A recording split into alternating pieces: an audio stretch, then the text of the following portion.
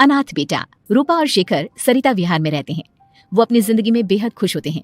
दोनों का शौर्य नाम का एक बेटा भी होता है, जिस पर दोनों ही अपनी जान छिड़कते हैं।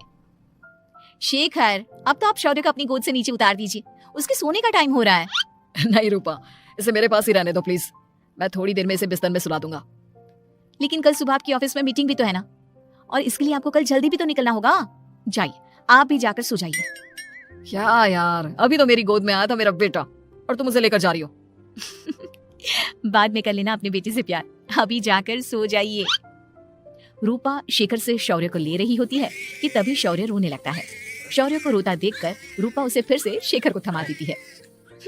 आपका बेटा ना एक नंबर का नौटंकी है, बिल्कुल आप पर गया है वो। साफ बोलो ना, तुम्हें जलन होती है हम दोनों बाप बेटे का प्यार देखकर। पहले बड़ा तो होने दो तुम शौर्य को, फिर देखना वो सबसे ज्यादा मुझे ही प्यार करेगा। देखते हैं। ऐसे ही दिन बीतते चले जाते हैं और एक दिन कैंसर की बीमारी के चलते रूपा की मौत हो जाती है। अब शौर्य 3 साल का हो चुका होता है, जिसके कारण उसकी दादी शेखर पर दूसरी शादी का दबाव बनाने लगती है। शेखर, शौर्य अभी बहुत छोटा है और उसे इस समय एक माँ के प्यार की बहुत जरूरत है। माँ, मुझे दूसरी शादी नहीं करनी। क्या पता जो दूसरी औरत आएगी वो मेरे बेटे को एक माँ का प्यार दे या ना दे। तो रूपा की छोटी बहन वैशाली से ही शादी क्यों नहीं कर लेता? वो तो शौर्य को एक माँ का प्यार पूरा दे सकती है ना। मैंने कहा ना माँ, मुझे दूसरी शादी नहीं करनी, और अपनी ही पत्नी की बहन से तो हरगिज नहीं। ऊपर से अगर रूपा देख रही होगी तो वो क्या सोचेगी? अपने लिए ना सही, लेकिन तुझे शौर्य के लिए तो शादी करनी ही पड़ेगी ना बेटा। शेखर कुछ कहता उससे पहले ही अंजुमन उसे रूपा की कसम दे देती है, जिसके आगे मजबूर होकर शेखर शादी के लिए हामी भर देता है। देखो वैशाली, मैंने तुमसे शादी सिर्फ अपने बच्चे के लिए की है। मैं चाहता हूँ कि तुम उसे एक माँ का भरपूर प्यार दो। शौर्य, आपके साथ साथ मेरा भी कुछ लगता है। अगर आप मुझसे शादी नहीं भी करते तब भी मेरा प्यार शौर्य के लिए कभी कम या ज्यादा नहीं होता। शादी के कुछ दिनों बाद ही शेखर की माँ की भी मौत हो जाती है। वैशाली शौर्य को एक माँ से भी बढ़कर प्यार देती है। शौर्य को लेकर वैशाली का यूं निस्वार्थ प्यार देखकर शेखर को भी उससे प्यार हो जाता है और कुछ सालों बाद शेखर और वैशाली का भी लड़का हो जाता है। लेकिन इसके बाद वैशाली का शौर्य को लेकर बर्ताव बदलने लगता है। वैशाली, मैं देख रहा हूँ तुम आजकल शौर्य का जरा भी ध्यान नहीं रख रही हो। मुझे पता नहीं था कि आदित्य के होने के बाद तुम इतना बदल जाओगी। आदित्य मेरा अपना सगा खून है और शौर्य दीदी का, फिर मैं दोनों में अंतर कैसे नहीं करूं? माँ भले ही दोनों की अलग अलग है, लेकिन पिता तो एक है ना।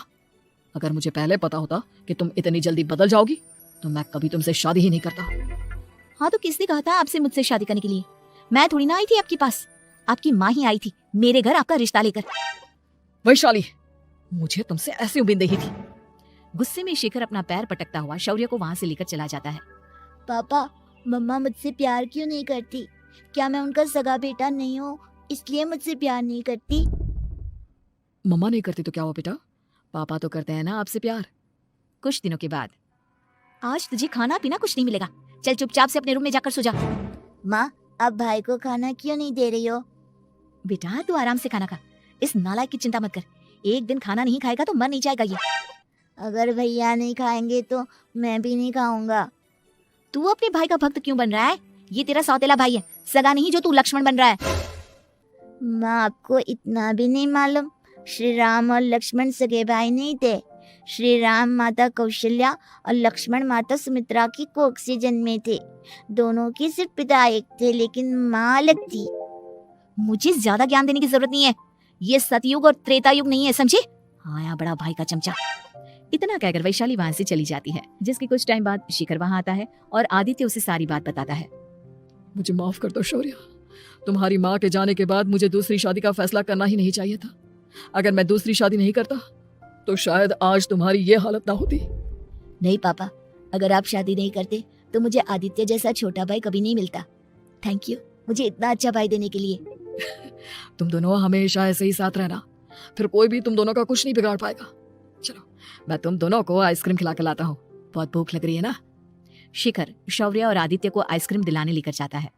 वो दोनों को पार्क में खड़ा करके आइसक्रीम लेने जा ही रहा होता है, तभी तेज रफ्तार से आती हुई एक गाड़ी उसे कुचल देती है और उसी पल शेखर की मौत हो जाती है, जिसके बाद शौर्य की जिंदगी नर्क से भी बदतर हो जाती है। सुन रहे चिरकुट, इस घर के किसी भी सामान को मेरी मर्जी के बगैर हाथ मत लगाना।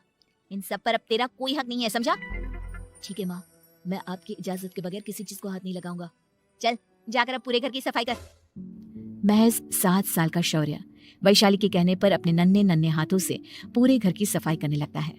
ऐसे ही दिन बीतने लगते हैं, लेकिन मासी से माँ बनी वैशाली को उस मासूम से बच्चे पर जरा भी तरस नहीं आता। क्यों शौर्य, ये घर में इतनी गंदगी कैसे हो रही है? ढंग से सफाई नहीं की है क्या तूने? माँ मैंने तो अच्छे से सफाई की थी, लेकिन आदित्य बार बार इधर उधर चलकर गंदा कर देता है। अच्छा, खुद से एक काम ढंग से नहीं होता और अपनी गलतियों का जिम्मेदार मेरे बेटे को ठहराता है। इतना कहकर वैशाली बांस का डंडा उठाकर शौर्य को जोर जोर से मारने लगती है। तभी वहां वैशाली के मायके वाले भी आ जाते हैं और उसकी सारी करतूतें देख लेते हैं। माँ मैं ऐसा क्या करूँ जिससे आप मुझे भी आदित्य के जितना प्यार करोगी? बोलिए ना माँ, मेरे क्या करने से आपके अंदर मेरे लिए ममता जागेगी? वैशाली शौर्य की एक नहीं सुनती, उसके ऊपर डंडे बरसाती जाती है। हद पार होते देख वैशाली की माँ उसका हाथ पकड़ती है और जोर से उसे थप्पड़ मारती है। यही सब करने के लिए तूने दामाद जी से शादी की थी? हमने सपने में भी तुझसे ऐसी हरकत की उम्मीद नहीं की थी। तू माँ नहीं, माँ के नाम पर एक धब्बा है। बस कीजिए माँ, आदित्य के इस दुनिया में आने से पहले मैंने इसे बहुत प्यार किया था, लेकिन अब जब मेरी खुद की औलाद है तो मैं किसी और के बच्चे से प्यार क्यों करूं? अरे नालायक औरत, जिसे तू किसी और का बच्चा कह रही है वो तेरी खुद की सगी बहन का बच्चा है। बहन है तो क्या हुआ, मेरे अपने बच्चे से बढ़कर तो नहीं हो सकता ना ये कभी। अगर यही बात थी तो तू हमें पहले बता देती, हम शौर्य को अपने साथ ले जाते। उसे इस तरह प्रताड़ित करने की क्या जरूरत थी? अगर आपको लेकर जाना है ना तो ले जाइए इसे, मैं नहीं रोकूंगी। नहीं माँ, मुझे कहीं नहीं जाना, मुझे आपके साथ ही रहना है। मैं तेरी कोई माँ बाबा नहीं हूँ, तेरी माँ मर चुकी है, समझा? अब निकल जा मेरे घर से। माँ आप बहुत गंदी हो, मुझे भी नहीं रहना आपके साथ, मैं भी भाई के साथ ही जाऊंगा। अरे तू क्यों जाएगा, तू तो मेरा सगा बेटा है, जाने दे इसे। हम यहाँ ऐश से रहेंगे, तुम्हारे पापा बहुत सारी जमीन जायदाद छोड़ गए हैं तुम्हारे लिए। नहीं माँ, मुझे भाई के साथ जाना है। आप अच्छी नहीं हो, आप बहुत बुरी हो, आप भाई को बहुत परेशान करती हो।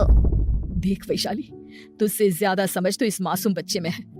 ये तेरे बुरे कर्मों का ही नतीजा है जो आज तेरी सगी औलाद खुद से तुझे ठुकरा रही है। आदित्य, तुझे इस शौर्य ने भड़काया है ना मेरे खिलाफ? नहीं माँ, मुझे किसी ने भड़काया नहीं, पर मैं सब देखता हूँ, सब समझता हूँ। भाई बहुत अच्छा है, वो आपकी जैसा नहीं है। चलिए नानी। इतना कहकर वैशाली के मायके वाले आदित्य और शौर्य को अपने साथ ले जाते हैं और इस तरह वैशाली बड़े से घर में अकेली पड़ जाती है। 2 बेटों के होते हुए भी आज उसे माँ कहकर बुलाने वाला कोई नहीं होता।